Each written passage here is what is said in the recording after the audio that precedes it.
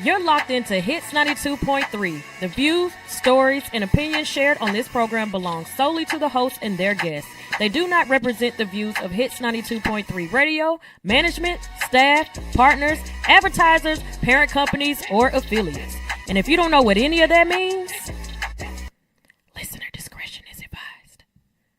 Now sit back, turn up your volumes, and enjoy the content from one of the greatest, dopest radio personalities to ever touch this microphone in 3, 2, 1.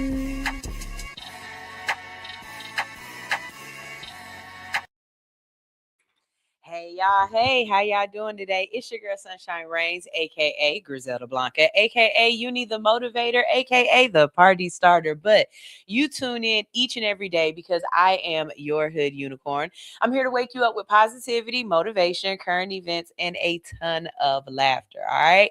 So we're going to go ahead and get this show started today. I'm going to go ahead and give you a trigger warning now because I'm be 100% honest with you. Sunshine is going to be in her feelings. So trigger warning. At the very beginning of the show, I'm going to be in my feelings today. And being in my feelings means that I might be cussing. Being in my feelings means that I might cry. Being in my feelings means I might say some stuff y'all might not agree with, but you know, sometimes the revolutionary in me say things that people don't agree with. And you love it, you like it, you don't, whatever it is, but this is my truth. And sometimes we need to hear the truth of the people. You need to hear what people really are feeling. And everybody don't agree about everything, but that's what makes the world go round. And that's what makes us a beautiful place. And we deserve those abilities. But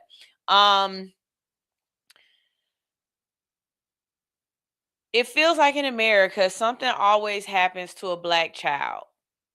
And that somehow the conversation always ends up being about, well, what did the child do wrong? How the child, the victim, is actually at fault for whatever. Today, we're going to talk about the not guilty verdict in the death of 14-year-old Cyrus Carmack-Belton and why this case has so many people thinking about the past and how this is something that we've seen before if you're old enough. So we'll talk about that in the comparison to Latasha Harlan's. More importantly, we're also going to be asking a bigger question.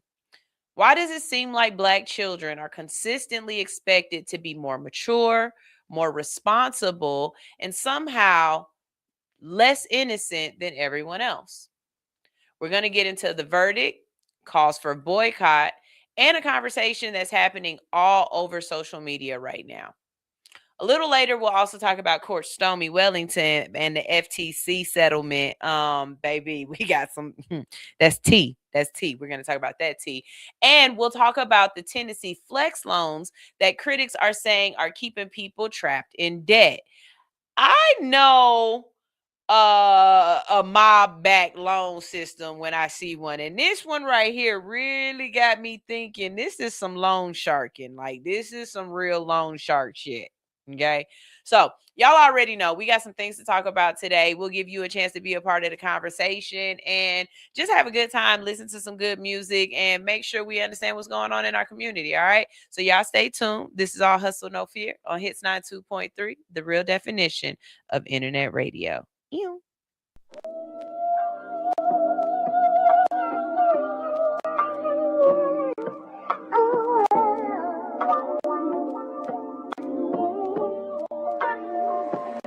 I could hold you in my arms forever,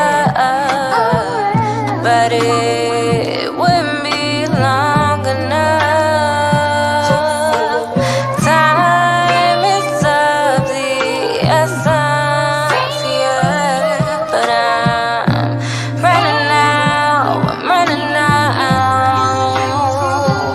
Why can't I run away from you?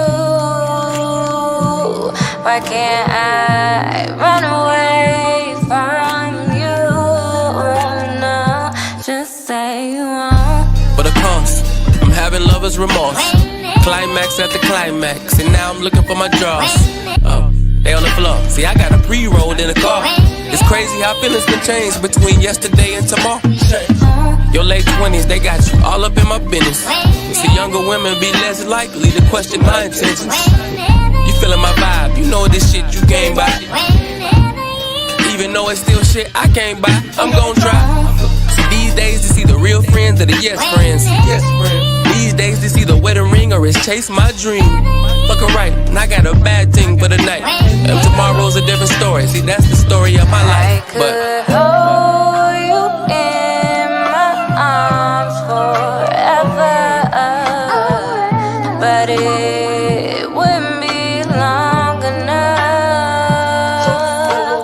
Time is of the essence, yeah. But I'm running out, I'm running out. Why can't I run away from you? Why can't I run away from you?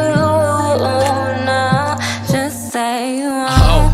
but of course, she always got a voice. With social media temptation, it means I'll always have a choice. I'm psychologically pre-wired to be mentally sex crazed. It got me eating the groceries, thinking back to my I don't give head days. I was young and naive, I was stuck in my ways. She said, most niggas do it and I'm just not acting my age. I know you worked your ass off for that new ass. You gotta show the world, let your phone be the newscast. You give me some more. I'm getting high, thinking of all of the shit that we did on the low. My tenderoni from Tinder be giving the love below. A high key. You willing to try me? You willing to bypass all of my shortcomings and kamikaze? I could hold you in Oh, I see. my arms forever, but it wouldn't be long enough. Time is of the essence, yeah. But I'm running out, I'm running out. Why can't I run away from you? Why can't I run away from you? No, just say you won't. Just say you won't. Just say you won't.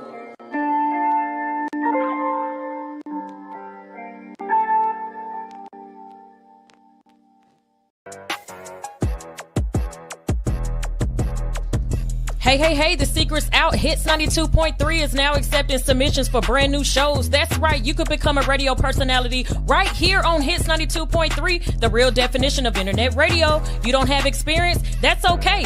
You don't live in Georgia? That's okay. You don't know what to do now?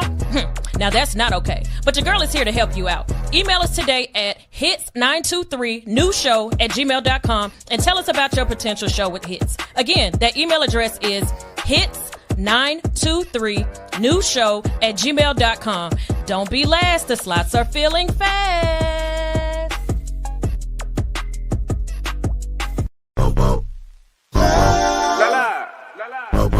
Alright, so Slim, you still got the wave. Alright. Sonya Blaine, what up, though? Kenny Misfit, what up, though? Yeah. 2 eye, bitch. 2 eye, bitch. 2 eye, bitch. What? 2 eye, bitch. 2 eye, bitch. What? I'm in the clouds when I'm with you. Girl, what's your name? I hope this don't offend you. Tastes like cocaine. I didn't think I'd get you. I get so high. Now I'm feeling for you, baby. Where's the lie? Baby, no. Roses of wine, out of blue. This feels like love, like love. Ribbons in the sky, they fall on you. This feels like love, like love. On it, boy, I send you out of reach when I ride on it. What you lacing in my weed? Put my life on my life. Boy, you know just what to do. Baby, I can't wait to get to you. It's a vibe and a function. Is that tribe or there's something? Where this shit was by dead girl till I end up coming out rap like I signed a dungeon. Yeah, like big boy Dre now. Try to kinda look like Bay now. I'ma shoot my shot like Jay now. Shit, I shoot like right now.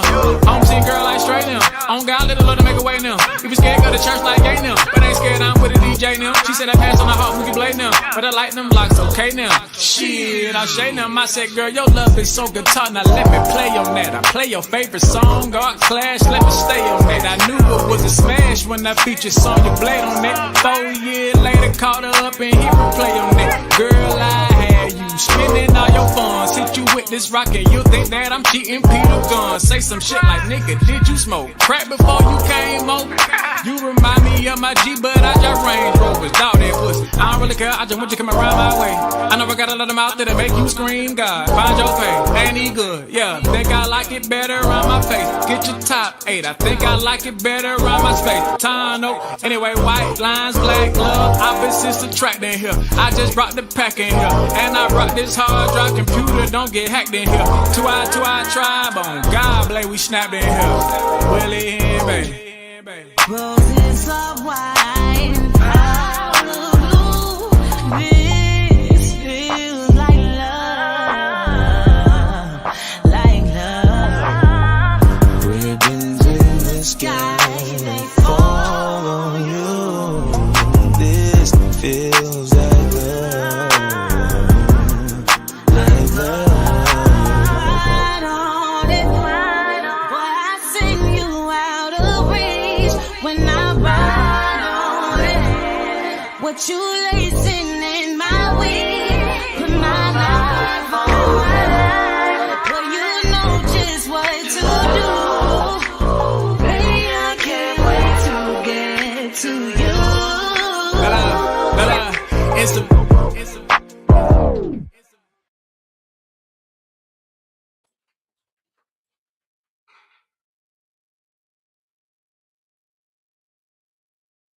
I just want to run my business and do relationship with my friends, and that's it. That's it. That's it. You are now tuned in to All Hustle and No Fear with your girl, the Hood Unicorn. Come on, let's go. Back against the wall, last name against the rope. Middle finger stretched, if you're thinking it's a joke, tell my friend I'm about to blow, about to blow, about to blow, about to blow, about to blow, about to blow, about to blow. Woo, honey. Hey, y'all. Hey, how y'all doing today? It's your girl, Sunshine Reigns. We better go ahead and jump right into this show. There's so much to unpack. Okay, so first of all, let's go ahead. No. Let's just let me start in the comment section and just say hi to everybody. Hey, teacher Anitra, how you doing? Welcome to Wellness Wednesday. I see Mama Rasta is out there. Hey, how you doing? How you doing? Y'all saying hi to each other. Hey, Raise and Blaze. Yes, my wellness morning. Okay. All right, so we got that all out the way. Let's go ahead and get this thing started. If you have been under a rock, then you would not know what's going on in South Carolina right now, where the trial has just concluded of the death of Cyrus Carmack-Belton, who was a 14-year-old boy who went into a gas station, and after he left, he was chased by the owners of the gas station and then executed in the middle of the street. Basically, right? Because any other narrative is a false truth. And we watched the trial. Some of us watched the trial and really listened to everything that was said and could not fathom anything other than a guilty verdict coming back. We watched the videos of the young man in the gas station, and we couldn't fathom anything other than a guilty verdict coming back. And yet again, here we are where someone has executed one of our children for no reason other than, let's just be honest, racism. Other than the thought that Black lives or Black children don't deserve a certain amount of dignity. A dollar water, you guys, $1 water is all that it took for someone to believe that their gun was the appropriate measure of justice. If you haven't heard this story, if this is unbeknownst to you, we'll get into it. So, a South Carolina jury has found former convenience store owner Rick Chow not guilty of murder in the 2023 shooting death of 14-year-old Cyrus Carmack-Belton. The verdict was returned nearly after 9 hours of deliberation following a week-long trial in Richland County. Carmack-Belton was killed on May 28, 2023, after an encounter at Chow's convenience store in Columbia, South Carolina. Prosecutors argued that Chow wrongly suspected the teenager of stealing 4 bottles of water and chased him more than 130 yards from the store after shooting before shooting him in the back. Sorry about that. According to prosecutors, Carmack-Belton had not stolen the water and never threatened Chow or his son. They argued that although the teen was carrying a handgun, the weapon failed during the chase and was never pointed at anyone. Multiple witnesses testified that they did not see Belton holding or pointing a gun as he ran. The defense presented a different version of events. Chow's attorney argued that Belton pointed a firearm at Chow's son during the confrontation and that Chow fired a single shot because he believed his son's life was in immediate danger. The defense maintained that Chow acted in defense of another person and not out of anger or malice. Following the verdict, members of the Carmack-Belton family were visibly emotional in the courtroom. Family attorney Todd Rutherford announced that they intend to pursue a civil lawsuit. Community members and protesters also gathered outside the former convenience store location, continuing calls for justice in the case. Okay, so this case has drawn national attention because many people who are geriatric millennials or older remember the case where it just is so similar. This mirrors it so bad to the point where the cliche of history repeats itself this is not a repetition at this point. This is the exact same thing. It's the exact same situation. This is deja vu. If you are old enough, if you are like me and grew up in California, I was in California in 1999. I remember the story of 15-year-old Latasha Harlins. She was in Los Angeles. Harlins was shot and killed by Korean American convenience store owner Soon Ja-do after being accused of attempting to steal a bottle of orange juice. Surveillance video showed that Harlins had the money in her hand. The money was in her hand. She was subsequently shot in the back of the head. Du was convicted of voluntary manslaughter, but received probation. Not a day in jail. Not a day in jail.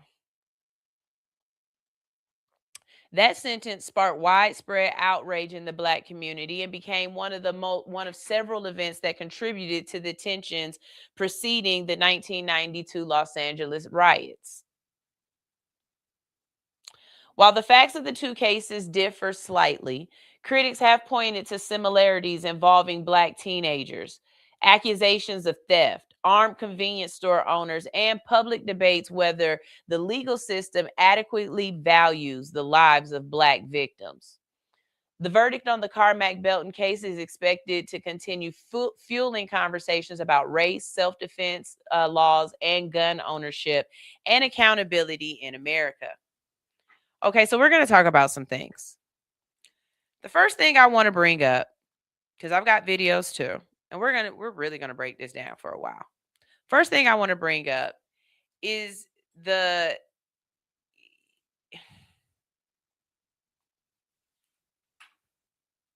when little white kids are gifted guns by their parents, when white kids have guns because they go shooting and hunting and everything else like that, you know, it's almost as if a pass is given, like it's a rite of passage. Oh, I've been shooting since I was 6.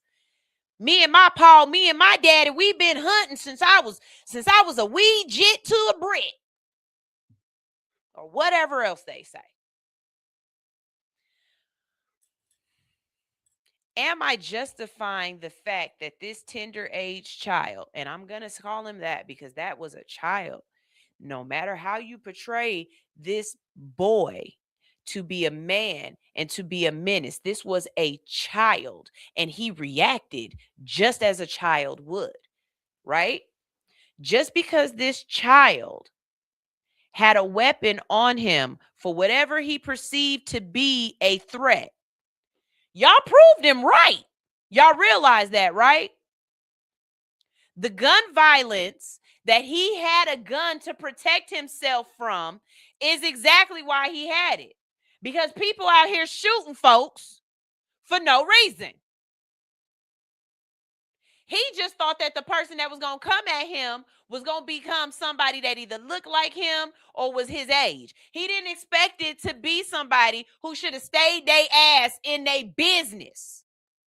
And when I say they business, I don't mean mind the business that minds you. I mean in your actual location, your store. You left the store to go chase the assailant. I have worked at enough big box locations to know that one of the things that they tell you is you don't pursue them outside of the store. That is for loss prevention or whatever to do. But even still, once they down the street, that's the police. That's not you no more. That's the police. With them inside your store, that's completely different. They in your house. Once that little boy walked outside, and this is the thing, he did not run. No, none of his actions constituted someone who was moving nefariously. And the reason why I can say that is I worked at Family Dollar for 8 years. I can tell when a person is being shifty, when they trying to hide something in their pocket. And that's what the guy kept saying. He looked like he was trying to hide. Do you know what 4 water bottles look like trying to put in a hoodie? They wouldn't have sat there. There were so many things about this that I really felt like common sense in this sense is common. And the jury is going to come back and they are going to do the right thing, that it's going to make sense. The fact that you didn't even give them a guilty verdict like you did Son. At least for Latasha, she got a guilty verdict in her case. But there was no justice. This little boy don't even get a guilty verdict. His family gets absolutely no justice for the senseless taking of his life. $1? You've got a president who is stealing billions from the collective right now. And this little boy just lost his life for 99 cents. Make this make sense. Why is it that certain people feel as though that they can be judge, jury, and executioner in the moment? and that the other person has absolutely no ability, no chance.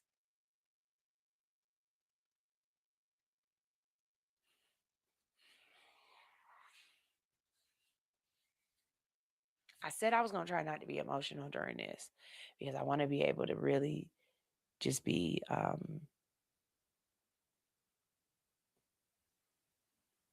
I want to be able to be as neutral as possible, but I can't be neutral. And I think that's the part of my show that I understand where my line is drawn. I am not a journalist. And I know I'm not a journalist because journalism means being non-biased, and it means taking yourself out and only reporting the issue. I can't do that. I can't take myself out of it. Because when I look at Cyrus, I see my brother, Mike. Cyrus looks exactly like Mike did when he was 16. When I see Cyrus, I can't help but to think about Tamir Rice, who lived in Cleveland, Ohio, where I am from. He was just outside playing. He was just outside playing. And before a cop even asked him, hey, what are you doing? Any benefit of the doubt, he was shot and killed for playing outside with a gun that his parents bought from the store because it was a toy.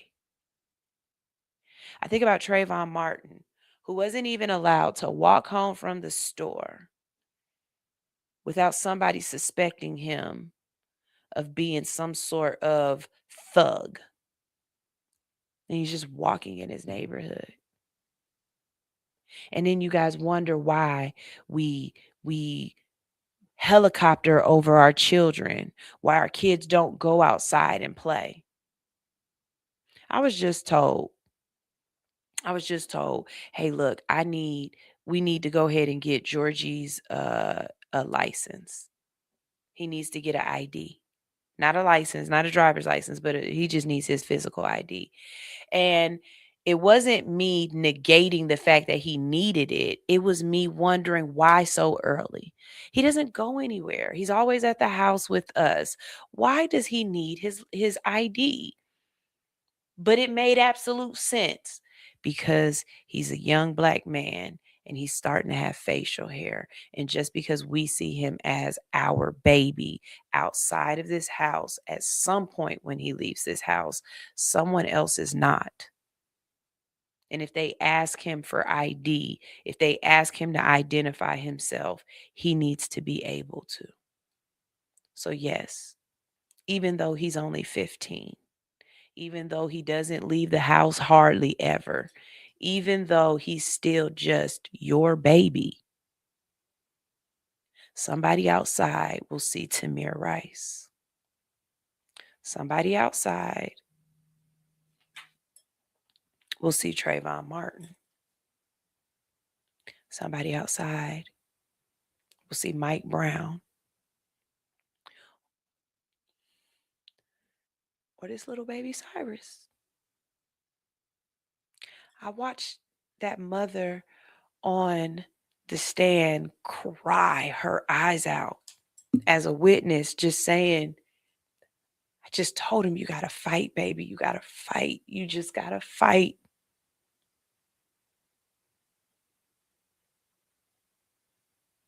Why y'all don't think him having that gun on him was him trying to fight?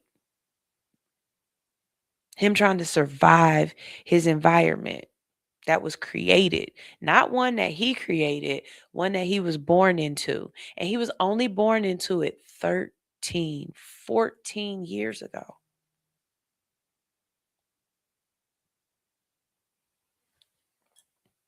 "14 years ago.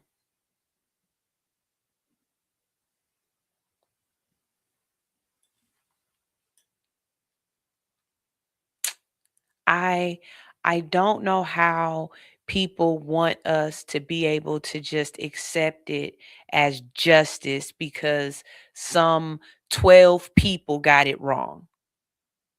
For whatever reason, they got it wrong. They got it wrong. They got it wrong. And people are mad because if justice is supposed to be there, if the laws are supposed to be there to prevent this from happening again, you didn't get it right in 1991. You didn't get it right in 2026. And what the hell are you going to do in 2030? Or 2050 or 2027, 2028 when it keep happening to our kids? When is the justice system going to get it right for our babies? Why y'all keep telling us to just let the justice system do what it do, and it ain't doing what it's supposed to be doing? And then you get mad when we say burn this shit to the ground because you're not listening. Because it's not the same justice system for us as it is for others. We're asking for reparations for not only what you did to us in the past, but for what you're doing to us now. But there are other groups of people who are getting reparations. People who stormed the Capitol are about to try to get reparations, and you shooting our kids in the back. In the fucking back. And they can't get justice. And you wonder why we mad. I ain't a journalist. I'm a mother. I'm not a journalist. I'm not a reporter. I am a Black woman who is tired, who has PTSD, who is disgusted. Disgusted. You know how hard this is to report this over and over again.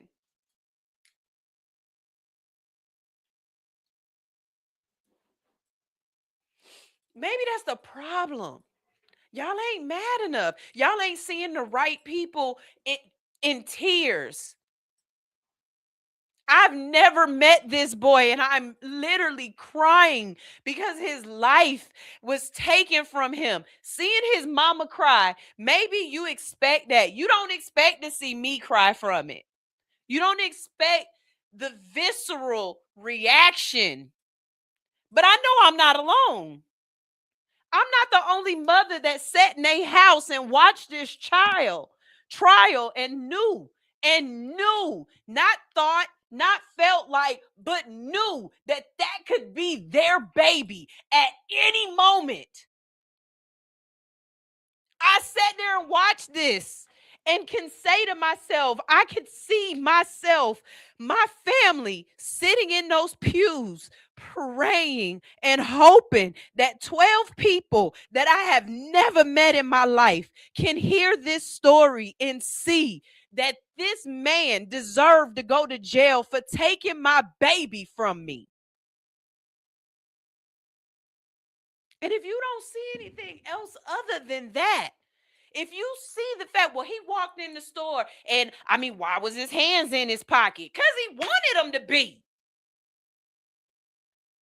When your kid got autism and they stimmying out and they need to do whatever and squishy things and they have to put, it's okay with that. But when this little boy want to wear his hoodie in the middle of the summer or whatever else it is and keep his hands in his pocket, all of a sudden it's nefarious.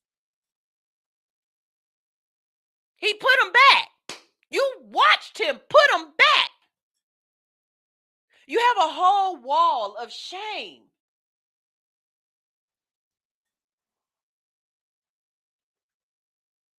But for some reason, you left a customer, a paying customer, standing at the register. You, your son, and your wife all ran out over $1. To do what? To do what? Drag him back in? Because see, that was my question. When you caught him, what were you going to do? What were you going to do? Were you going to drag him back? Were you going to beat him up? Were you just going to take the waters out of his pocket? So when you didn't find the waters in his pocket, what were you going to do?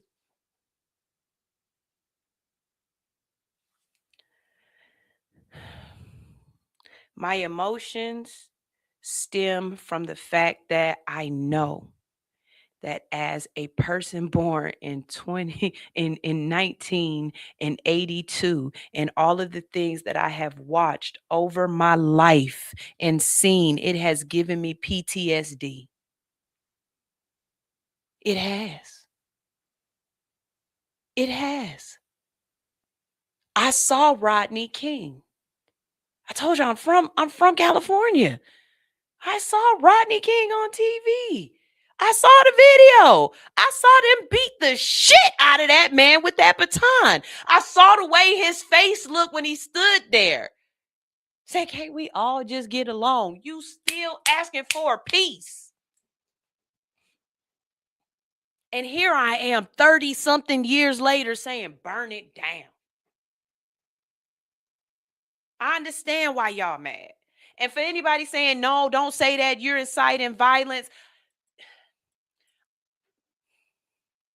I'm not telling you to go do something. I'm saying the system is freaking broken. And, you can't fix something on top of something else. You can't build something on top of something else that's already broken. You've got to clear that shit out. You've got to clear cut it, and you got to start from a new foundation. And God damn it, if we don't figure out a way to burn this system down and start over.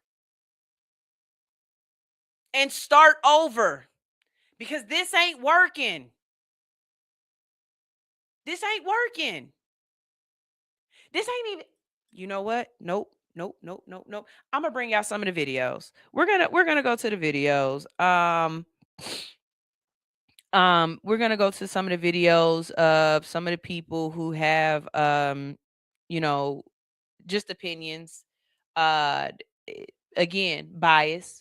Maybe the opinions that I post are one-sided, bias. And I will admit that there are people who really feel as though Mr. Chow was justified. There are. You will not see them on this channel. You won't see them on my page. Because I don't see the justification. If he would have shot a white boy, a Jewish child, if he would have shot another Asian child, if he would have shot anybody else, they would have showed, first of all of the pictures that they would have showed of that kid, he would have looked so young. They would have showed the young, even the way the son got up on the stand to try to infinitize himself. Because you see him in the video of the day of the incident where he looked like he loved hip hop. He got on his North Face gear, his hat to the back. He looked like he say nooga.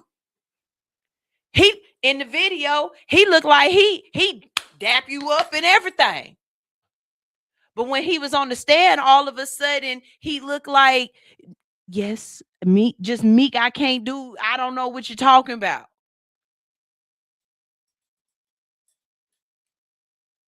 Where was all that big badness when the person that you were on the stand ain't the person that chased after that little boy? I just want to say that. And I saw through that. The person that was on the stand was not the person that shot through that little boy. Or who chased that little boy, because the father shot him. And to be perfectly honest with you, I think that the son should have been on trial too. And the reason why I feel like the son should have been on trial too is because if it would have been two little boys that went into that store together and one of them little boys would have robbed the store, they would have charged both little boys, even if the second little boy didn't know anything about what was about to happen, even though the second little boy might not have had a gun on him. Just because they walked in together, they would have charged him exactly the same, and they would have been both charged with murder. Now tell me I'm lying. Tell me I'm lying when I say that. I want you to look me in my face and tell me, oh no, our justice system wouldn't do that. They wouldn't do that's not a two-tiered justice system that this America has. Please look me in my face and tell me that story.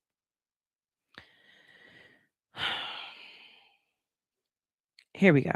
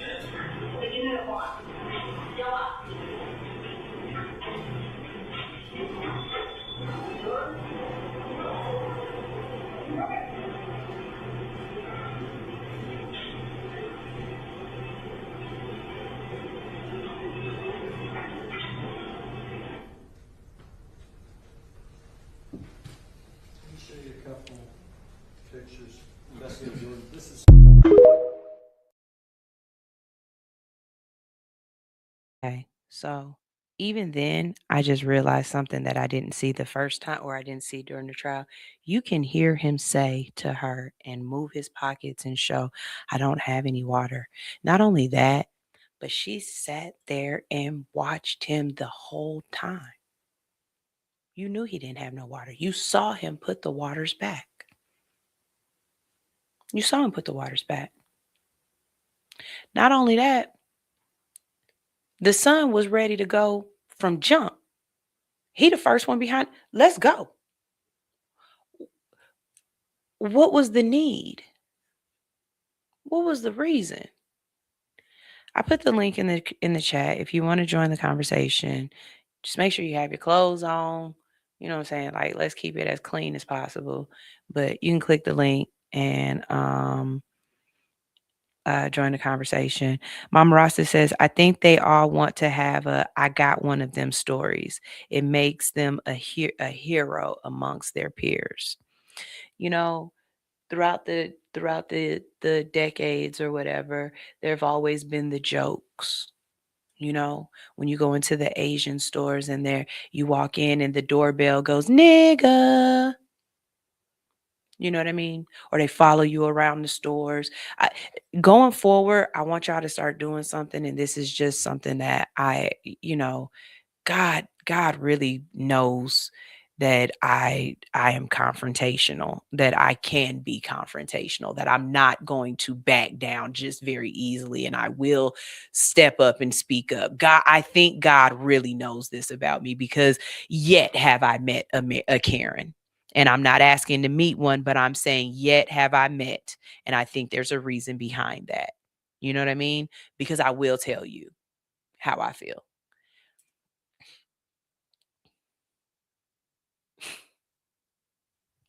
If I had somebody following me around the store like that, because I haven't had one Caucasian or Asian. If I had somebody following me around the store like that, do you know the way I would go get a basket for them? Because you're going to carry everything. Y'all, sometimes we got to start turning some of this stuff on people. You would become my personal shopper, because you standing there watching me and you following me. Can you help me get that up there? Can you get that for me down there? I need this from the back. I need 2 more of these. No, no. You don't have to worry about me stealing them. You're going to carry them. Come on, keep following me around the store. Get all this and go to the front and buy one thing, or not buy nothing at all. It just depends on what my petty is on that day, and walk out. We need more of that. We need more of that from us. We need more of when you figure that they putting you in a box and treating you a certain way, and you know goddamn well you don't deserve to be in that box or to be treated that way. You need to make a scene. Make them remember it. And I'm not talking about put your hands on people and yelling and fighting and all of that. No, baby, my crown will never fall off my head. Never. My crown will never falter. It will never slip. It will never drop. But I promise you, you're going to remember me. You're going to remember me. And it's just, it is what it is. We got some more videos that I just want to, just add to the conversation because I think it needs to be had. Before I do, let's see. We got the ink is not posted. The link is not posted. Oh, okay. Hold on. Let me try again. I'm sorry. There we go. Hopefully that made it pop up. Okay. We have that happening daily here in New York. It's bad. I do that. I ask them for help every time and then I buy nothing. Absolutely, Mama Rasta. Absolutely. You gonna follow me around this store? Baby, I'm gonna put you to work. I'm gonna put you to work because and I can't remember the last time I had openly racist or openly prejudiced or stereotyping towards me, right? And again, just lucky, just lucky because I am Black and in the South and I'm a woman, so I know that eventually it's like going to the casino. Eventually I'm gonna strike gold. Okay, eventually it's gonna happen to me. I will say, when I was in high school, when I first moved here, I had a couple of incidences. Okay, so when I worked at Wendy's over off of Six Flags Drive, I had a man put all the money on my hand like this. He put all the money on the counter and slid it to me. So I picked the money up. I told you I'm from California. I'm not from here. I picked the money up. I look at it. I put it in the register. I get his change. And when he had the audacity to have his hand out, like I was going to respect him and put the money in his hand, the way I went like this and all the change and everything just flew everywhere. Next.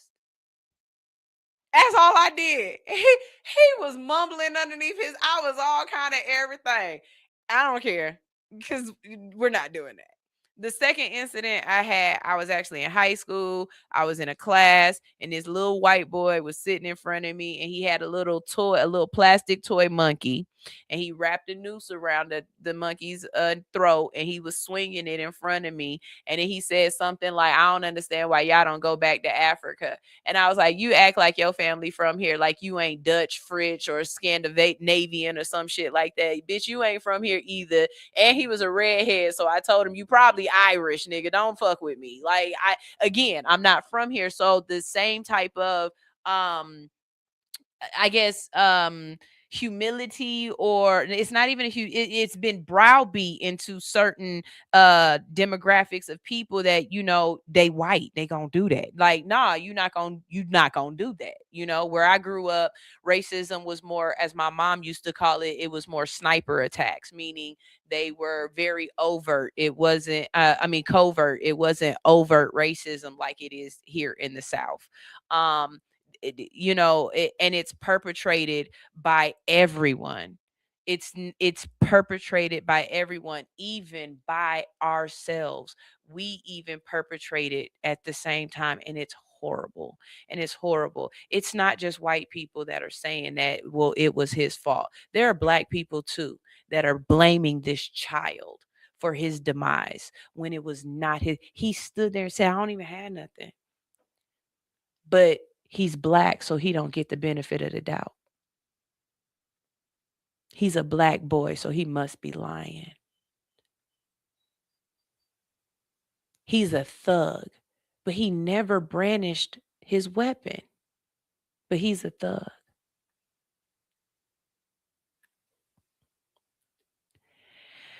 Let's see. Let's give you another video. Hold on. Let's see what somebody else is saying.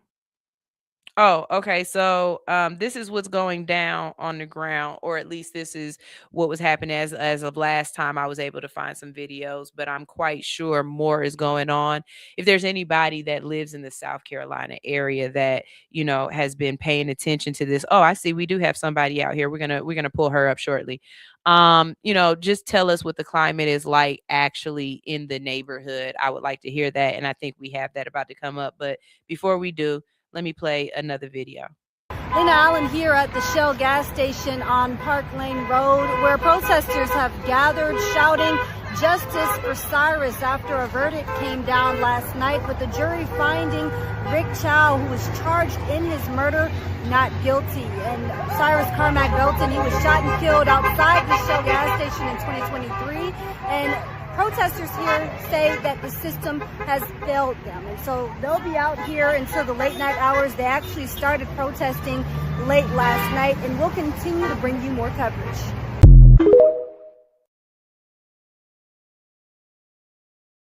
From videos that I have found, and the one that I wanted to play next, it's not on here, so I need to go searching for it and see if I can't find it so I can play it for you guys. But from the videos that I have found, one, I have found that this was not Mr. Chow's first shooting.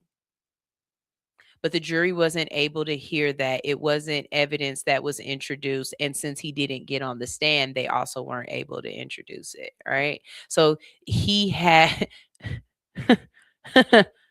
he has history here. Anybody else would say he's a menace to society and shouldn't be on the streets because he is shooting at citizens. But I digress. From my understanding, he has sold, after this happened, they sold that location, but that he has other proprietary locations in the community, not just that business. So, while I look for that other video and we cross over into the next segment of this conversation, we do have somebody here who actually lives there and lives about 10 minutes from the actual gas station and where this happened. And we're just going to get her insight on the climate of what's going on in South Carolina right now and in Columbia, and what the people are saying and what she sees. Welcome. Good morning, everyone. It's Teacher Anitra. Hey, Love Bug, how you doing? Doing good. Yeah, Columbia's kind of in an uproar. I live about 10 minutes away from everything. I attend church on the same road in which the shooting happened. They don't like it. I don't like it, definitely. I haven't been able to go and protest. However, a lot of people are driving by, honking horns. They're out there with signs. I even saw the sheriff, Mr. Leon Lott, went out there and said that he was upset too, that if even they didn't find him for murder, they should have got him for manslaughter, but the district attorney never introduced the lesser charge. He stopped traffic yesterday to allow them to, because there was so many people, to go into the street and was allowing the cars to go around because he understood their pain. He said he was pissed too.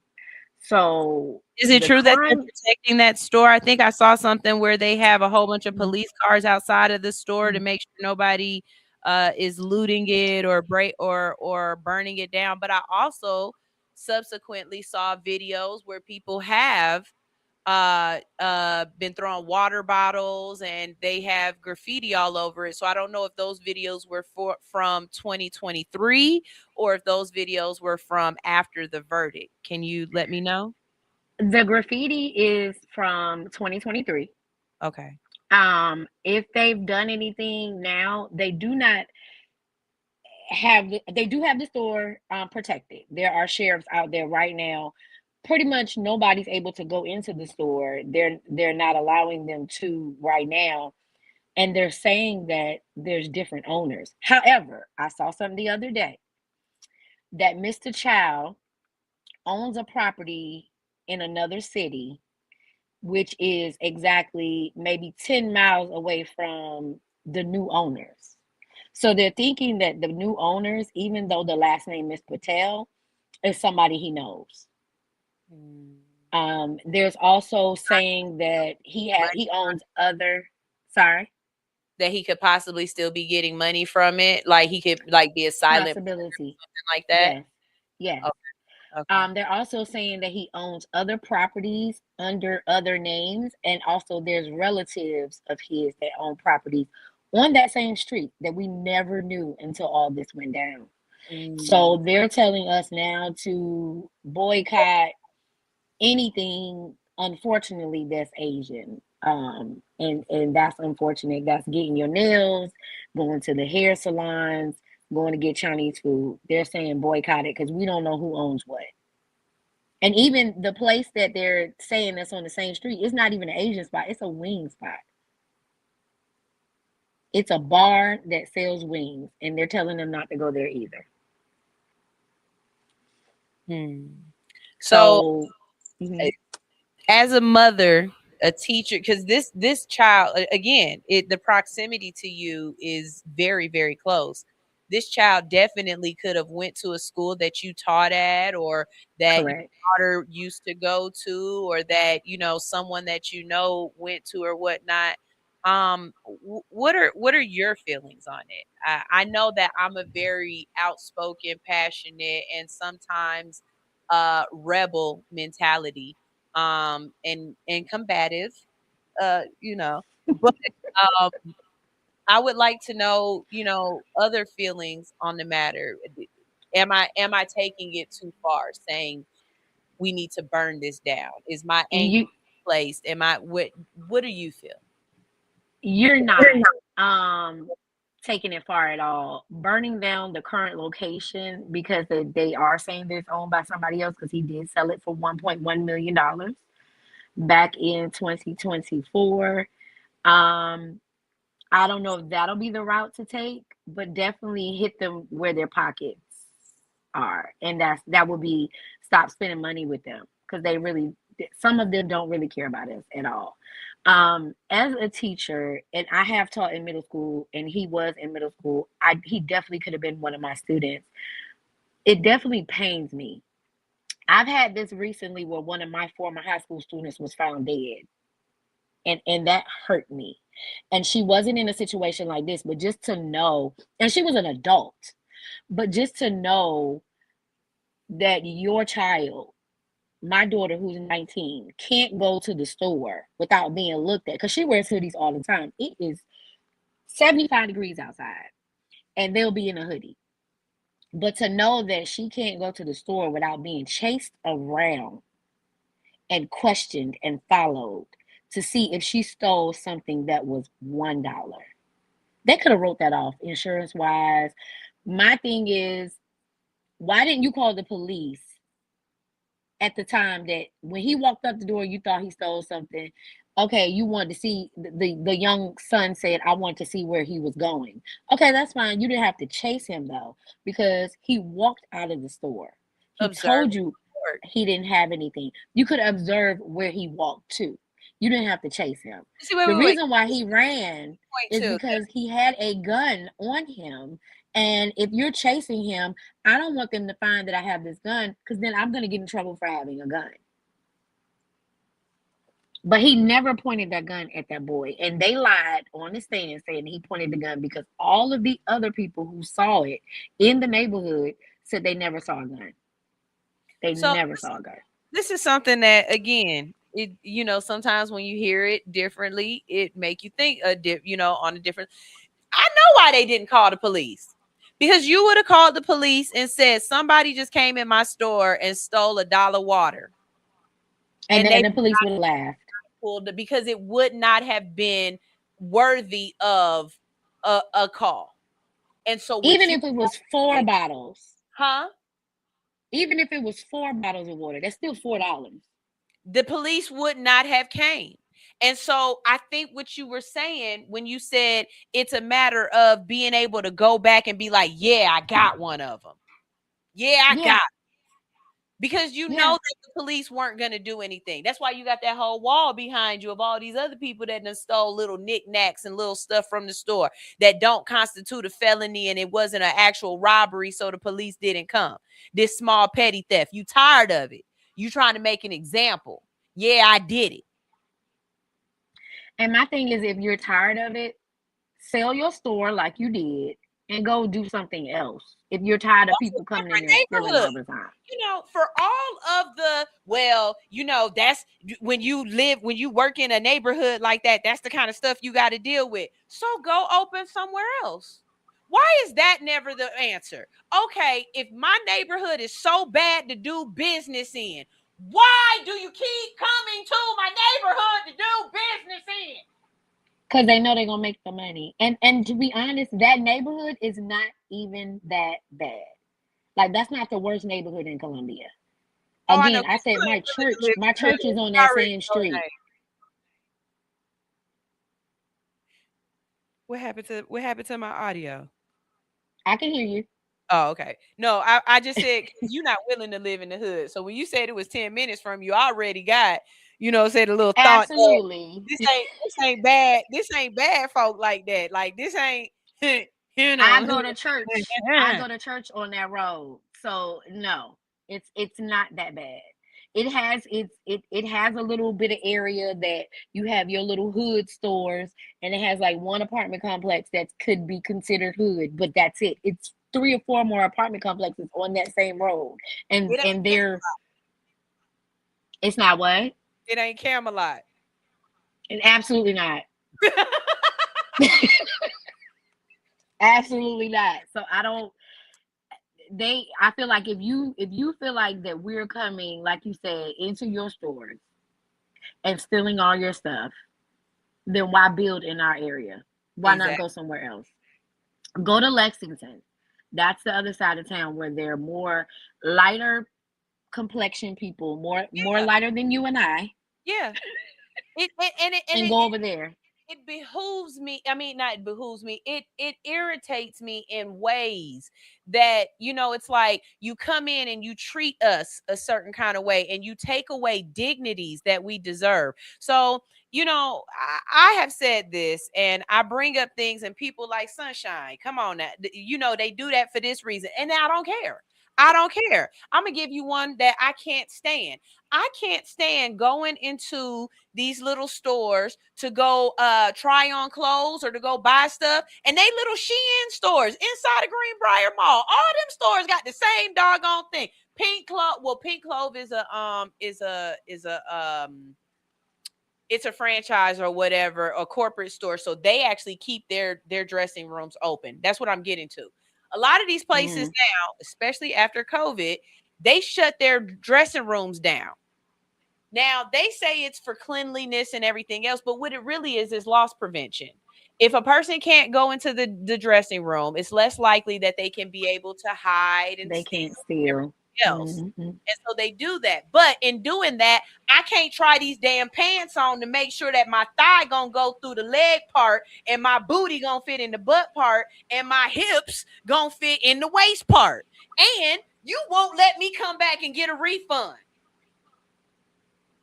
Now that's the problem for me, because I don't really like going into those the little whatever rooms they call them, and trying on anything, because sometimes they're not clean. They don't clean them things sometimes. I've worked in retail, and I've worked in Lane Bryant where I had to clean them. I get that. I get that. But we also know that that's not the reason why that's not the main reason why they're doing that. Oh, I know. They don't want anybody to go in there and steal, because I worked at Macy's where they were stealing. They would go in there with several clothes and come out and steal. Yeah. But this is the thing though, Anitra. You only do that at Greenbrier, but you're not going to do that at Perimeter. And you're not going to tell me that people that go to Perimeter steal less than people that go to Greenbrier. And I'm going to tell you why you're not going to tell me that. Because they gave it a real pretty name. So many of them do it that they gave it a real pretty name. It's called kleptomania. You know, black people never have kleptomania. They're thugs and they're stealing. They're this, that, and the third. But when white women go into a Sephora and steal a whole, they have mental. Am I wrong? When white, they have mental issues. The rush, and I just need, oh my, you know what I'm saying? But when black people are doing it because they are hungry and they starving and they don't have no food, all of a sudden they thugs. Yeah, this case definitely opened the doors to a lot of racism that was already here. I'm from DC, but I'm in the South, and I've never experienced as much racism as I have living here. And I've been here, we were just talking about this morning. I've been here 26 years, minus the 2 times I had moved to Atlanta, and they don't count for real. So I've been here for 26 years. He don't count. He don't, They don't count. He don't count. No. But I've been here for 26 years, and this is the state in which I experience racism. This is the state. Now, I'm from DC. My mom moved me to Tallahassee, Florida when I was younger. And then I've lived here. And I've also lived, of course, in Atlanta. They didn't count. So this is where I experience racism. This is where I'm seeing it most, because we're so, they call it the Bible Belt area. But it's crazy because in Atlanta, you don't see it as much. And you're lower. Atlanta's unofficial state motto is no time for hate. That's Atlanta's unofficial motto. It's no time for hate. And it's been like that since the 60s. And it's basically supposed to say that here in Atlanta, all that racism, we here trying to get money. We ain't got time for all that. But we don't have time for it. Yeah. Very much the underlining of it. We see it in the gerrymandering. We see it in the redlining. We see it in the gentrification. We see it in the food deserts. We see it in so many different ways, right? So saying that that we're above the hate is absolutely nefarious to even go there, because you're lying. But it's not as evident like it is here. Like, it's in your face here. It may be behind closed doors there. Right. And even with the gerrymandering, like, shout out to South Carolina for shutting that down, because I swore. Yeah, because Atlanta, Georgia didn't. Yeah, South Carolina shut that down. It was like, absolutely not. We're gonna at least let them have that one little baby district. Right. And give me one little baby district. It's really sad. And it's like, you do your little part, and I say that you do your little part to change, because you go vote and you take your kids with you so that they understand the importance of voting. And, you try to be a steward of your community, and you're speaking out and you're doing all the things. And then this happens. You know what I mean? And it's like, okay, so what else do you want from me? What, at this point, what do y'all want from me? Because you can only poke a bear, but for so long before the bear bites back. And y'all have been at a people that continuously want to welcome you. That's the crazy part about this, is that when you look at the Asian culture as a whole, it's kind of standoffish and kind of like, you're not one of us, right? Same thing with Jews. Everybody else kind of has this real, we over here and we not a part of it, but not black people. Black people are the most welcoming. Everybody can come in. We gonna tell hey, baby, you look good. I see you, boo. Like, we are the most giving and loving and welcoming, and we are treated the most vile and vicious, like that shittiest. You tell your kids to look for a black woman when they are in trouble, but in the same breath, you say that I am a marauding marauder. You know what I mean? Like we're prostitutes and whores, but yes, little Johnny, go look for the prostitute. Like, well, how does that make sense? That don't It make doesn't. sense. Nothing. To be honest with you, nothing about racism makes sense. You made us come here. Then when we get here and we start to make a life of our own, you take it away. And because of the fact that you know how powerful we are and how we can invent stuff and we can make stuff so much better, you try other ways to bring us down. You shoot us. You try to take away our district voting. You want us, now you're trying to put in where you got to have all these documents just to vote because you know what we're capable of. You know how we came out in droves when it was time to elect Obama. Like when we put our mind into something, shit happens. And that's what they're afraid of. And that's why, let's go to the next segment. And that's why I am loving this idea of people saying, well, you know what? Maybe it is time to boycott, because the way we have done Target, like the way Target has felt The way y'all done Target. Let's not talk about it. First of all, let's be honest. Your Target shopping has diminished a lot. It has. Like It you has. are really I did down not go in the to store. necessities. I You did have not go in the Target store. haul or a run in a minute. I ain't seen you with a Target t-shirt on in a minute. I've been doing better. Okay then. I got on my Witty Hutton World Tour t-shirt on today, but so yeah, tell me that they ain't feeling that Anitra is only buying tissue and eggs and ain't buying t-shirts. That's it. Not even eggs. Eggs come from Sam's. We not even doing that. Okay. So, you know, when people are saying maybe we need to bring this fight to their front door. So I brought up something, and again, you have people on both sides. And again, maybe it might be the militant in me, maybe it might be the rebel, maybe it might be the combatant. I don't know. But it was on my heart, and it was right after the verdict came down, and it just everything kind of just together. I'm over on Moreland Avenue. You know what? I'll let myself tell you. I'll let myself tell you. How about that? Stay tuned. Don't go nowhere, girl. Here we go. I just want to say this as a PSA. I personally want to start boycotting all stores that won't let us go to the bathroom. You got a restaurant and nobody's allowed to use the restroom in your establishment. It's crazy. Let's just say that. It's crazy that you have a restaurant and people can't go to the bathroom. Now, I won't be back. And I'm almost about to get a refund. The only reason why I'm not is because I'm with my kid and we about to go to the movies. And this is what she wants to eat. And it's nothing else around here right now that I'm willing to eat. But the fact that you won't let me go to the restroom, we got to start boycotting these spots, because they only do this in the hood. You don't go in white neighborhoods and they don't let you go to the bathroom. It's not possible. It's just ridiculous.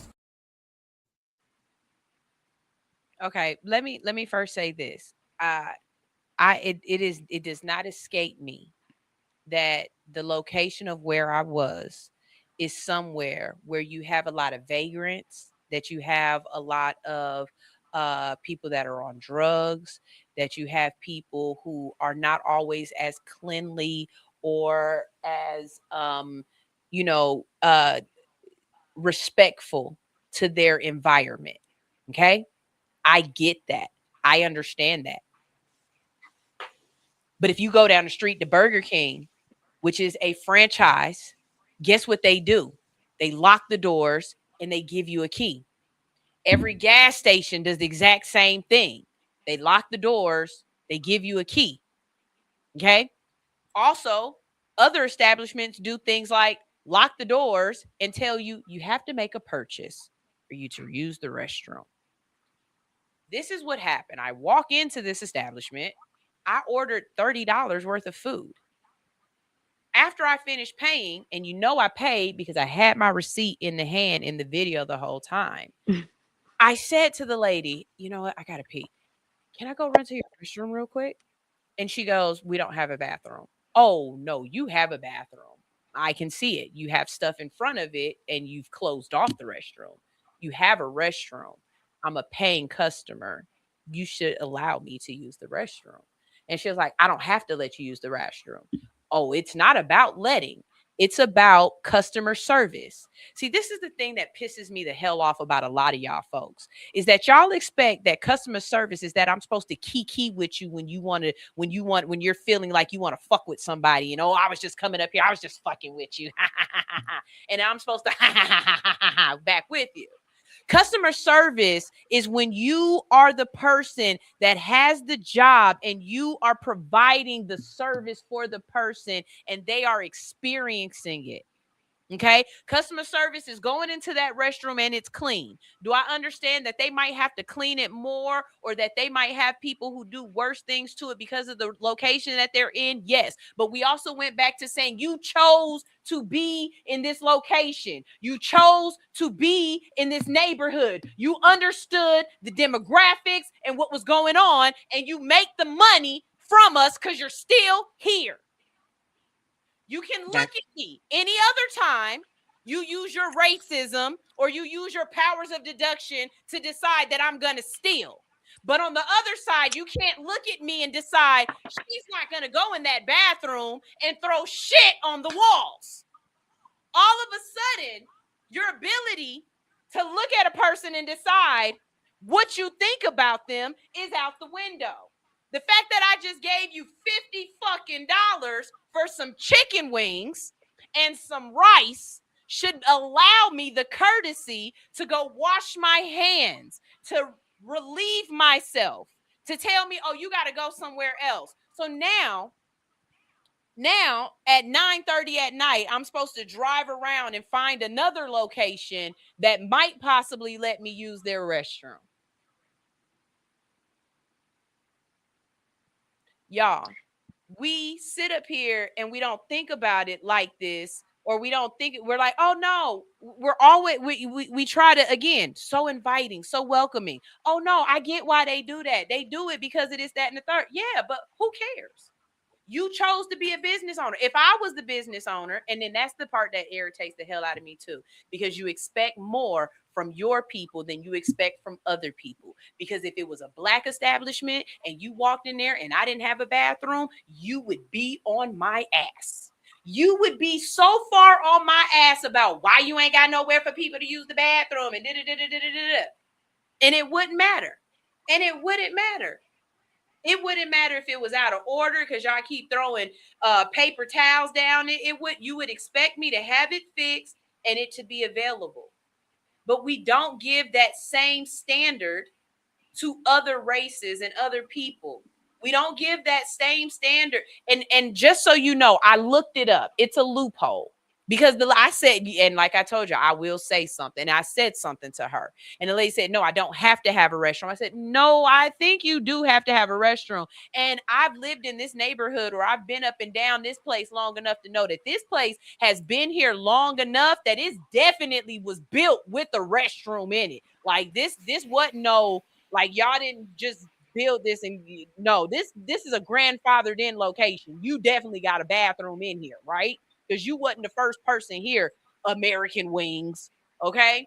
So she goes, no, we don't have, they don't force us to have it. Okay, bet. Let me go find the statute. She's right.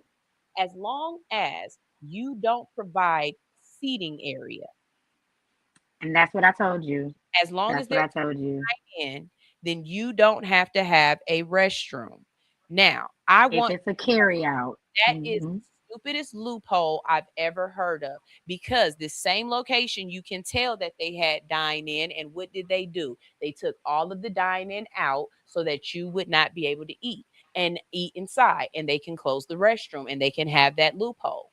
If that's the case, go be a food truck. If that's the case, set your restaurant, like really set it up so that nobody can like. No, because okay, when you go up north, there are a lot of carryouts that don't have restrooms. And I get, because like if you go to the Chinese spot, you go inside, you order your food, you get it. There's no restroom, you go back out. So you can't. It's common. It's common that they don't. Now the messed up part is that they removed the seating so that they don't have to give you a restroom. If that's how they did it. If that's how they did it. They could have just removed the seating because they didn't want all them people sitting in there, you know what I'm saying? Period. But if they did it like that, then that would be messed up. But I said that to you the other day. That's my point. That's my point. I get it. You go to Crumble Cookies, they ain't got no restroom. You walk in, you get your stuff out. Y'all didn't y'all didn't that wasn't y'all business model. You did that because of the way the neighborhood is, or because you don't want to deal with this and that or whatever. You did it as a response, right? Okay, build your business model with that response then. Come in already doing that. Let that already be it. But to be disrespectful, it somehow there's disrespect there because you're taking away something that the people should have and you're modifying it just because you don't want to, just because you don't want to deal with it. And in some kind of way, my brain finds that to be disrespect. Because you couldn't just go to another neighborhood and just be like, you know what? I don't want to service y'all like this no more. Let's say it used to be a coffee house. Let's say at one point people could come in, sit down, have your latte or whatever, go to the restroom, whatever. And then one day the ownership said, I don't like the neighborhood no more. I don't like the people. So I'm gonna move all the chairs out and all you can do is walk in, get your coffee and leave. You don't think the people in the neighborhood would have something to say and feel like you come? No, it's disrespectful. It is. And what makes it feel like that to me is the fact that other businesses in the neighborhood are able to still have sit down seating.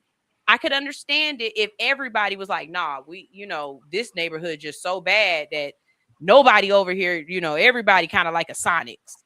But no, right across the street, Subway allows you to walk in, sit down. They got bathrooms. You got a Burger King down the street. And anybody who's like, well, why you didn't go there? They were closed for one, because we did go to Subway first and they had just closed because it was after 9 o'clock. And for two, I don't eat that kind of food. I didn't want the wings and things. It was what my daughter wanted. I don't eat that. And it wasn't that great. But I did that for the kid. But I'm still a part of this community. And my opinions and what I see is valid and they matter. And I'm not saying this just within myself. What if a mother is in there and she walks in and the baby spits up and throws up all over themselves? So what? I'm supposed to put this kid back in the car? And again, somebody say that's not the establishment's problem. But you're here in the community and we are patronizing your business. And I paid. Not I just came in and I have a problem. I have given money to your establishment. You don't even have the decency to allow me the dignity to have a restroom. But friend, you have to think about it like this. Huh? What you paid for was the food. You didn't pay, like, I understand where you're coming from, and you and I have already had this conversation and we're gonna have it again on live. Like I said, it just depends, because have you ever been to American Wings before they removed the seating? Or did, when American Wings opened, did they ever have seating? If they removed the seating and then said you can't go to the bathroom, that's different. What if it was another establishment beforehand? Let's say it was American Deli. American Deli had seating, you can use the bathroom. Then they said, you know what? We don't want to do a sit down restaurant, even though we got this space. Let's just make it a carry out. Let's take out the seats, and then that way they can't use the bathroom either. That may be their model. You can't be mad at them for that being their model. I understand common decency. And I understand what you're saying. I paid this money. I can at least use your bathroom, but they don't have to let you. And that's what you have to understand. The one on Cascade, they had adequate seating, because I seen Mama Rasta is saying there's also an occupancy thing there. Not just because you can sit doesn't mean you can sit. And I understand exactly what you're saying. But I'm specifically the places that did it purposefully. I can think of 2 restaurants that I know of that had seating, and definitely after COVID, they never put their seating back, and they closed down their restrooms, and they took away the ability for that. Even after everything fit where everybody came back, they kept it like that. And I will say, But even after COVID, a lot of people had to let go of some of their employees. So if it's only 2 people here working and one cooking and one at the register, I might not have time to go clean up for you to sit down or for go clean up the bathroom so you can use the bathroom. So sometimes it just depends on the situation. COVID messed up a lot of stuff for everybody. it did. It did. So yeah, they might have had to let go 5 or 6 people because they couldn't afford it, and now it's just mom and pop running the store. And then at this point, guess what? Mom is like, I'm on the register. Dad back there cooking. I can't come out, bring you up, come out, clean up the table for you to sit down and eat, and go back and clean the restroom. So how about let's just cut all this out? Let's just make it a carry out. So you come get your food, go about your business. And I'm not saying that's what they did. Some people are malicious in the way that they do certain things. But you don't necessarily know, so you can't blame them for that. I can still have an opinion, whether wrong or right. Now, this is one thing I want people to understand about me, though. I am okay with knowing that my opinion might be mine alone, and might be wrong. That I think that's something that a lot of people need to be able to sit in sometimes, even though you have your opinion and you disagree with the masses or not. If you do, and that is still your opinion, it's okay to be your opinion, and you to understand that you can be wrong. So I want that to be known. I'm listening to all of your arguments, and I can understand where your argument is coming from and how you are right. I absolutely do. And you're giving great points, which make absolute sense. Again, like I said, places like I think Cold Stone Creamery is like that as well. Or I'd use them because we haven't been to a dang, I missed Well, I that. know there's an Insomnia Cookies, and you would think you could just come get your cookies and go about your business, but they actually have seats and they have a restroom because I go there all the time. So again, I get it. I absolutely get it. But I also know that it is perpetuated a lot more in our communities for said reasons, right? And at some point in time, we still have to say, hey, look, you can't just come here and just treat us any old kind of way and make money off of us and just treat us any old kind of way. There has to be some sort of standard. There has to be some sort of demand of respect. And I think a lot of times we just yield and say, well, it's just like it is this.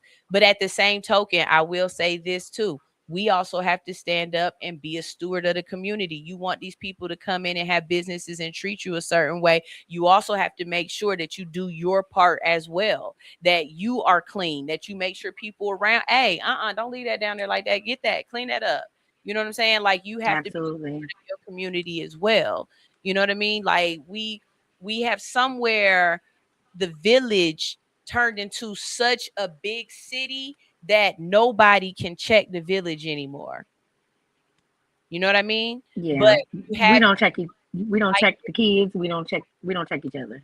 And you have issues like this with Mr. Chow, where now all of a sudden the village wants to stand up. Now all of a sudden the village has a loud voice and we all want to come together as one. But we got to do this in times of not just in times of strife, not just in times when it's bad. We've got to do this all the time. You know what I'm saying? We've got to step up.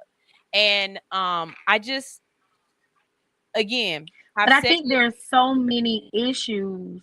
We've learned to pick our battles. Like there's so many things that happen day by day by day by day. And if we sit up here and fight everything, baby, we'll be tired. And I think we just pick our battles. Too. We are between the PTSD and the fatigue. We're just tired. We're just tired. And the limbs are not broken, but they are bent. and they are heavy, and They're about to fall off. but you know what? And see, I don't know if it's if it's me, just the optimism in me. Instead of seeing them fall off, I see the branches flinging back. And in my mind, it's like that force, that fling back, it knocks a lot of old dead leaves off. It knocks off old branches that can't stay that can't stay in. Like it resets itself. It cleans up. I don't feel that we should bend to the point where we are going to break. I think we can recover. I do. And unfortunately for us, because it sucks, I think the millennial group are going to be the group that helps do it. I really do. I think the Mundanis. I think the sunshines. I think the people who are just willing to say the fatigue is real and enough is enough, and I pray and I hope that I get to see that day instead of seeing some of the other ones that I can imagine happening. But Yeah. I don't know. What do you see in the future, in the days coming of this situation? Do you think this is going to be one of those things that people are just going to be mad at? And I'm specifically meaning in Colombia. I'm not talking about the rest of the country. I'm meaning at the epicenter of where this is happening at right now, right? Do you feel as though this is going to be one of those things that kind of blows over and it just, they let it go? Or do you think this is going to be something that actually becomes a part of this city? Like it's something that fuels the city? Because you weren't too far from the Dylan Roof situation in Charlotte, right? That was Charleston, South Carolina. I'm Charleston, about an hour away from that. Mm-hmm. But you also kind of felt the effects. And we were mad about that too. Yeah, I was here. And me personally, I'm racking my brain on how do we fix it? How can we go about fixing this? This man murdered a young child, and then so-called peers who my peers, I don't know what the jury makeup was. I did see it was multicultural, but then I heard somebody say there was not one black person on that jury. Really? But my peers, that's what I saw. I mean, when I looked it up, like to see Google the jury said it was multicultural. Google said it was multicultural. It was, I think it was 8 men, 6 women, and that included the alternates.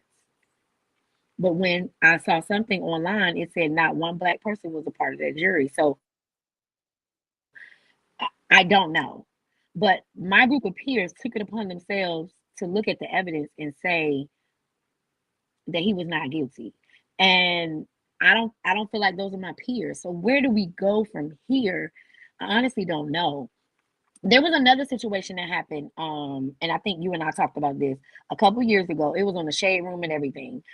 A white man, a drill sergeant at Fort Jackson, sat up here and did something to a young black boy, and they went to his house and stood out there for days until he moved. There was a way to fix that. Like, you know what I'm saying? But how do you fix, because we can't bring the young man back. We can't bring Cyrus back. Can we kill the other guy? Probably so, but that's not, like, you don't want to eye for, I mean, I know some people do want to eye for eye, but that's not the way to do it. So I can honestly say I do believe the family. That crossed my mind. I never thought about. Oh, somebody probably did. Yeah, definitely. I just want to say, I just want to put it on record. I don't think I ever given that man the death penalty or anything like that. I felt like he old enough. If you give him 25 years, it's what's gonna happen is gonna happen. Yeah. I do agree with Ty Rutherford, the attorney, saying that they're going to civilly sue him because he does have money. Like I said, he owns other establishments, so-called, or his family owns it. Sue him and get the money's worth. Nothing's gonna bring that little boy back. No money, no nothing. But at least this family can have some type of closure. Because, like you said earlier, they don't have closure. Their son was killed in broad daylight by somebody.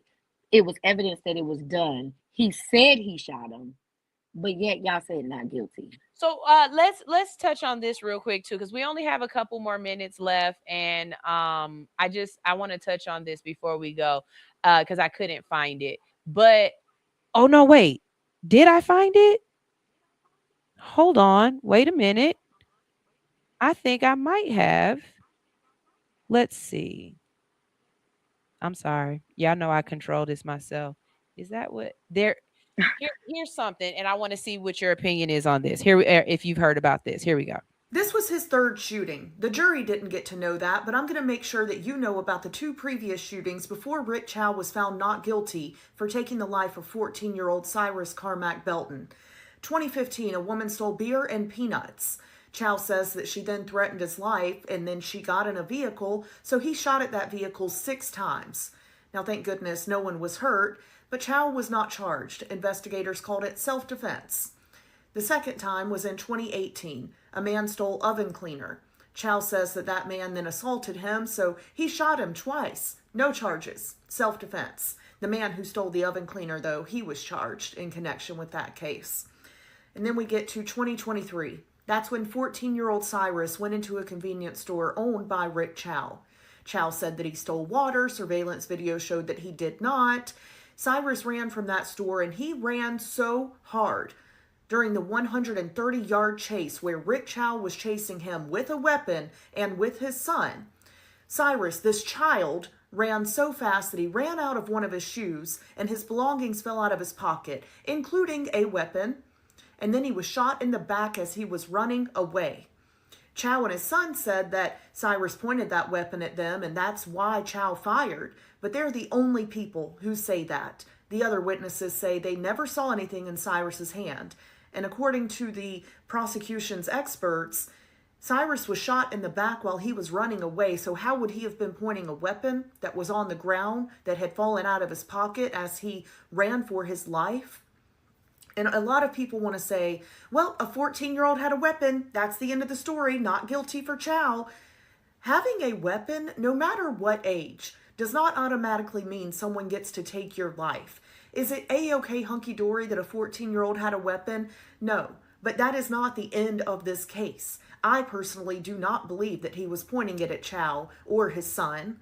I believe the witnesses that were there that didn't have a relative on the line for going to prison for this.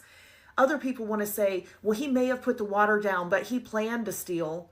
Planning to steal or even stealing should not be a death sentence.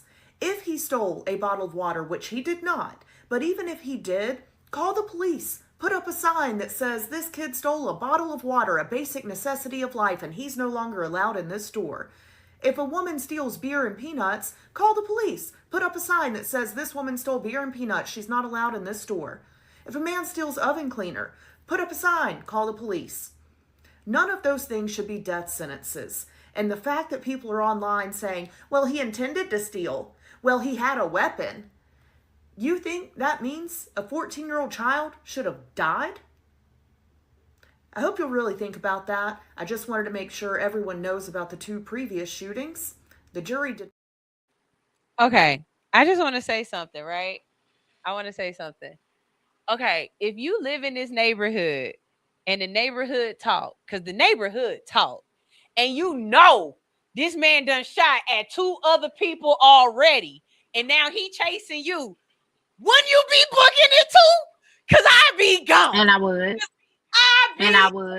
Because I already know he's going to shoot my ass. Because he has the propensity to do it. He's already done it and got off twice.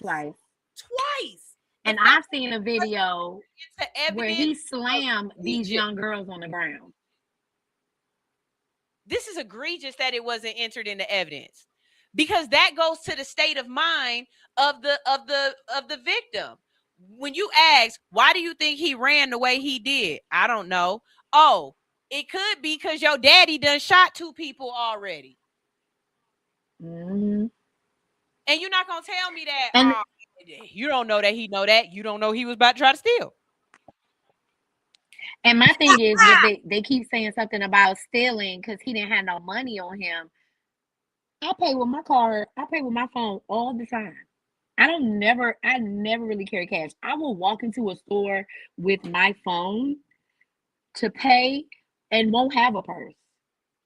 So does that mean I'm gonna steal? And another thing they're talking about because he had a weapon. I got a weapon too. Does that mean I'm about to kill somebody?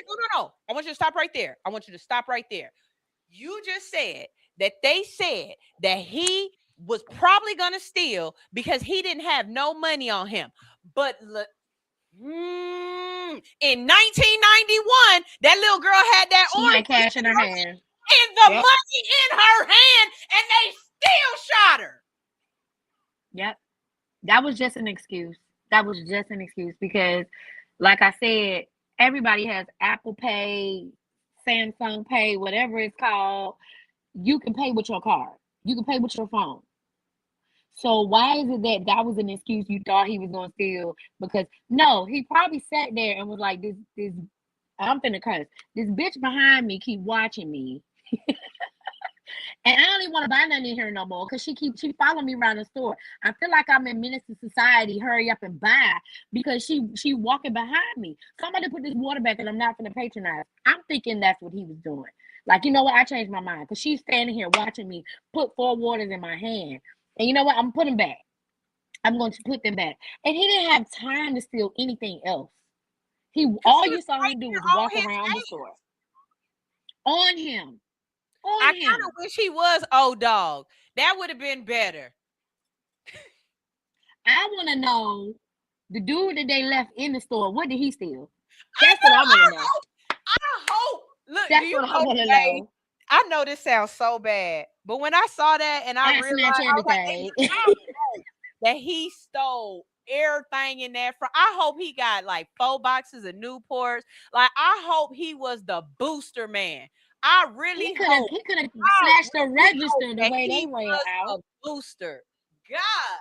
I really hope everybody on the block right now got 99-cent hot Cheeto fries and Takis because of this nigga. Like, for real, for real. Because why did everybody ran out of the store and left the customers in the store? Left that man right there at the register. I would have knocked off some lottery cards.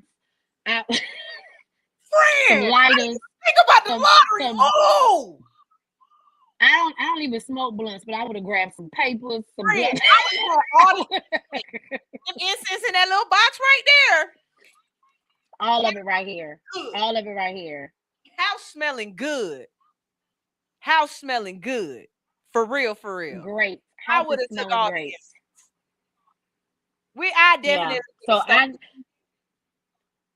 So to answer your question, what Colombia is going to do, they're probably going to do what they're doing now for a couple of days, and then it's probably going to die off because what else can we do? Now, there is talks all on social media about, like I said, boycotting all these different establishments that are owned, not necessarily by him, but anybody that's Asian, because we feel like they don't necessarily respect us. So it's like going to the black people to get your nails done. Wait. Since you brought that up, here we go. If y'all really want to show people that y'all care about Cyrus, don't walk into no more nail salons. Don't walk into the beauty supply store. Get whatever you need off of Amazon. Do not shop at these Asian liquor stores. Halt all your business with Asian businesses. We need to really start showing niggas that we not fucking with y'all if y'all not fucking with us.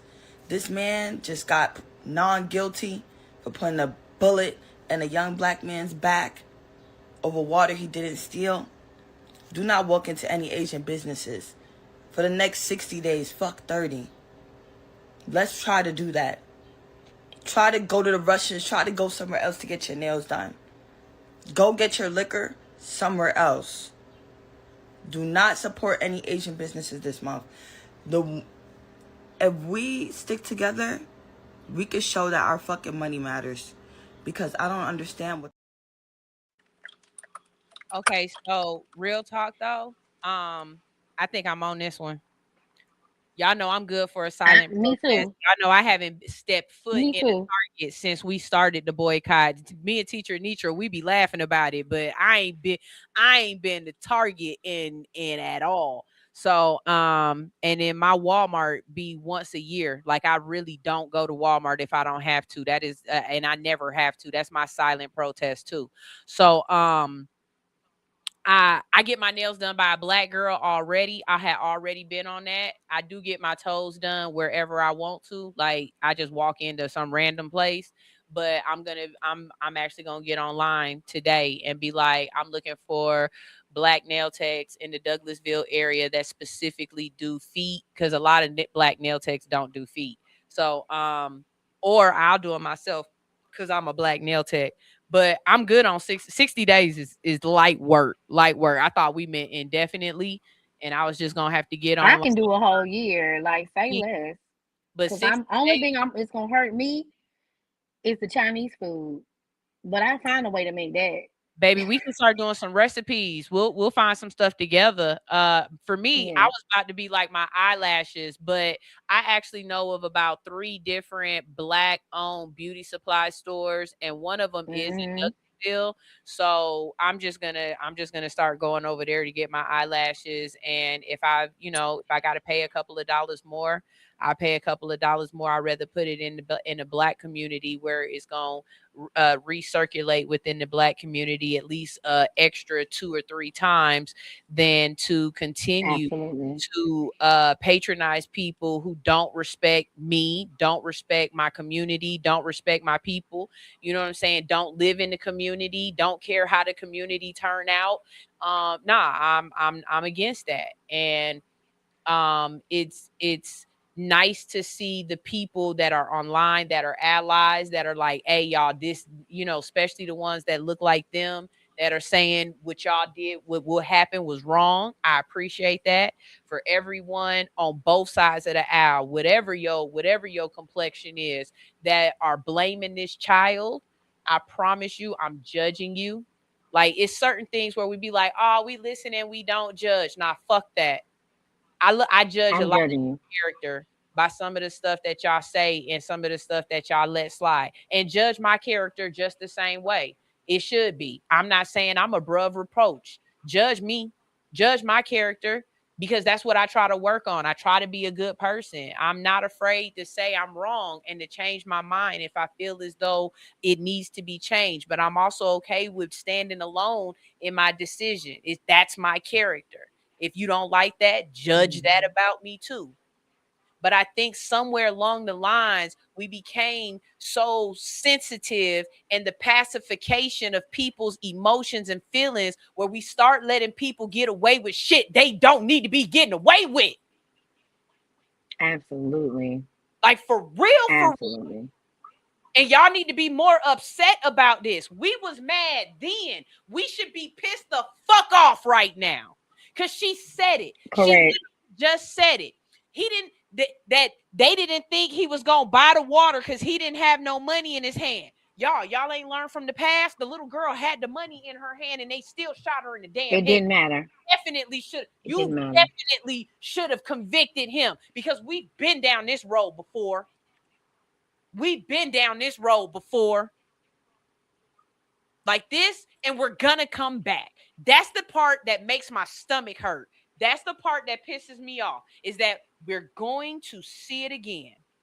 If not in my lifetime, in my children's lifetime, but somebody else is going to do this to one of our children again. Again. And the district attorney in South Carolina, get rid of his ass, because why would you not introduce the lesser charge? Yeah, Because I think he that thinks was a that it question was that I had. surefire. It was murder. Why was that the only charge? He thought it was probably surefire murder. Okay, isn't the charge something Get like rid of him. charging a weapon in public or something like that? Because, like, No, they could have did manslaughter. They could have did manslaughter. If not murder, manslaughter. If they put that on there, he definitely would have got that, because either way, he killed that boy.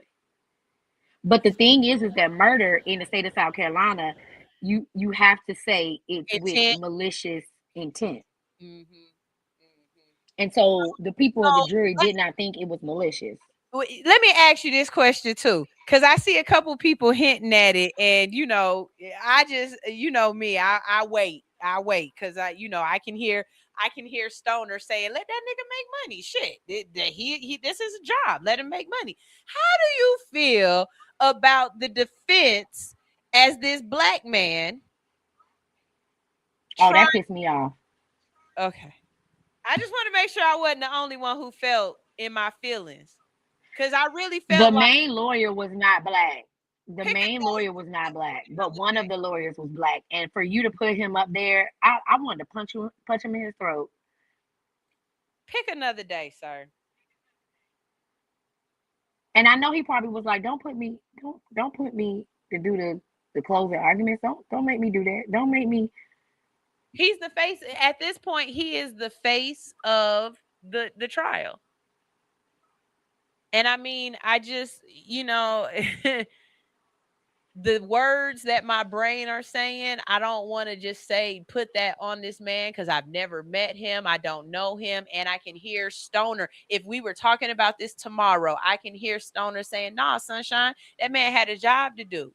You don't know if he got put on that case or if he chose the case or however else. He had a job to do and he did his job." In that sense, that part of me understands that. But good God, dog, there's another part of But me. it's like job morals. Job Devil's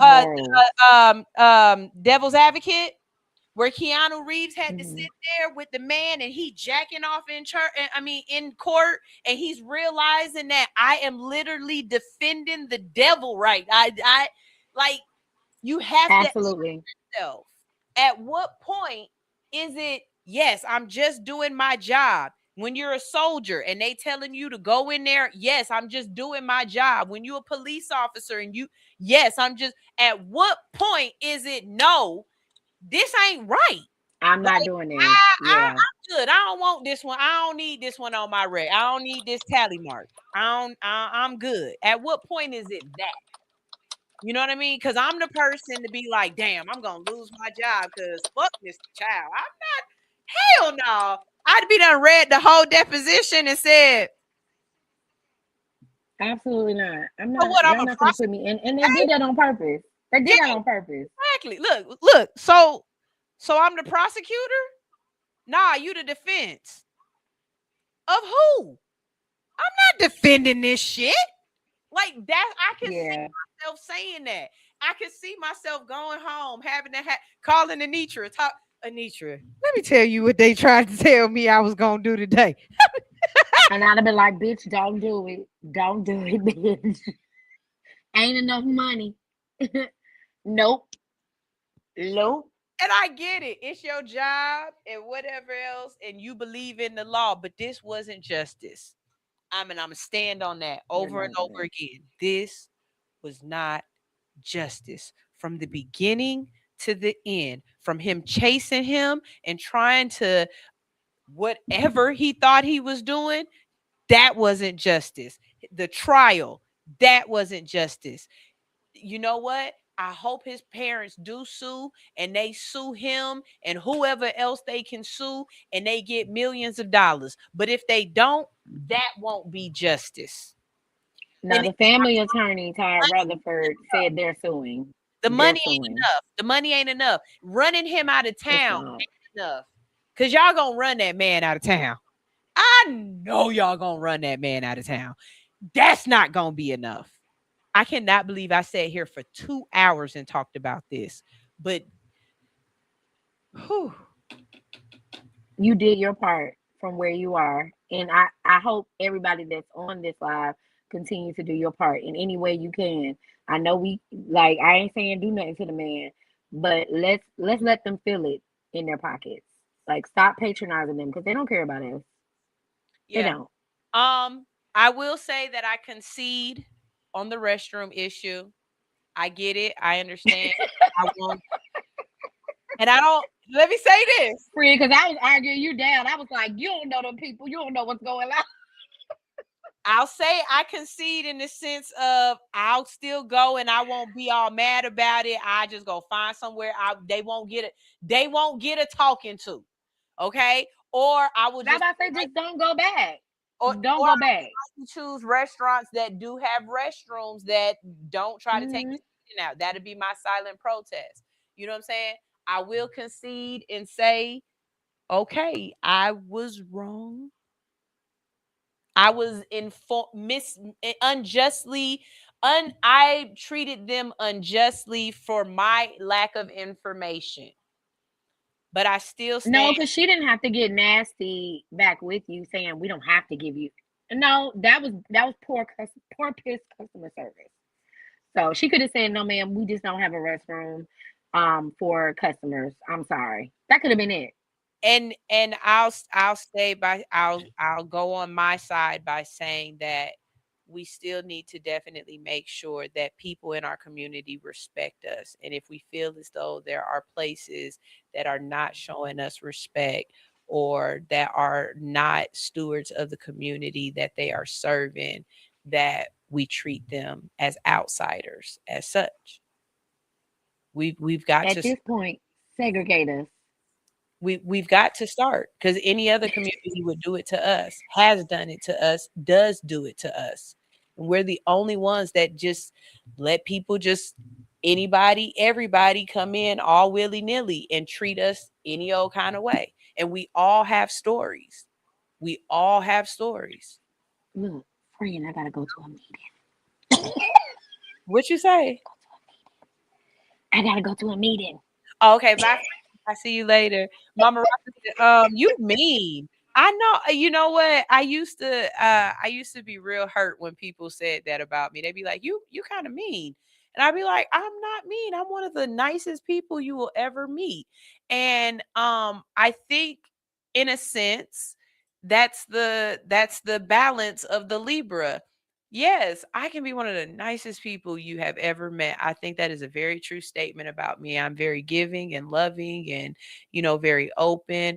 But when I feel strongly about something, I am who I am, and I can say when I'm wrong. I can have my mind changed. I can. If evidence is presented that makes sense, not feelings, not just, whatever, but if it makes sense, like I said, I went and looked up the law, because when you tell me, no, I could do it. Okay, let's go see what legally you could do. You know what I'm saying? Oh, okay, well, I see we're okay. And then, like I said, my brain started thinking, okay, well, we got places like Crumble Cookie. They don't usually have restrooms in there. And no, they don't have seating. I see it. I can take the racism out where I'm the accusatory tone of like, oh, well, you're only doing this because no, I can see that. But I also can, in the same time, see the nuance and say there's still something else there that we need to make sure it's not that. And if it is that, then we need to make sure that we hold them accountable or that we bring it to light. That's all I'm saying. And with that, I ain't saying no more, because the show is over. And hopefully y'all enjoyed the show today. I had some other stuff I wanted to talk to y'all about. I guess I'll talk to you about it tomorrow. Hopefully Stoner Brown will be in the building, but if not, we'll have a great show anyway. I was told that She Unfiltered will not be on today, so come back to the Hits 92.3 platform for Unbox Top 10 at 4 p.m. and for the King Raphael show at 7. I'll see you guys later and play you some music out. Love you bunches. Bye. Da da da da da da da da da.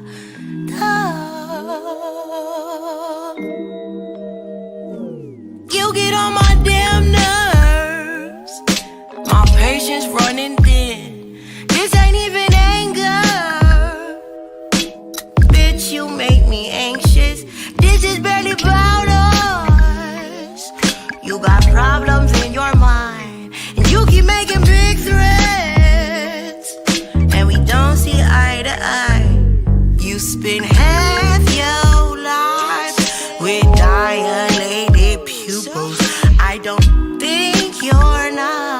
man, you treat me kinda cruel. All your moves is crazy, you compromise my safety. All your friends are shady, they tried to warn me vaguely. You patronize me daily, you never call me baby or treat me like a lady. And mainly, quite frankly, you get on my damn nerves.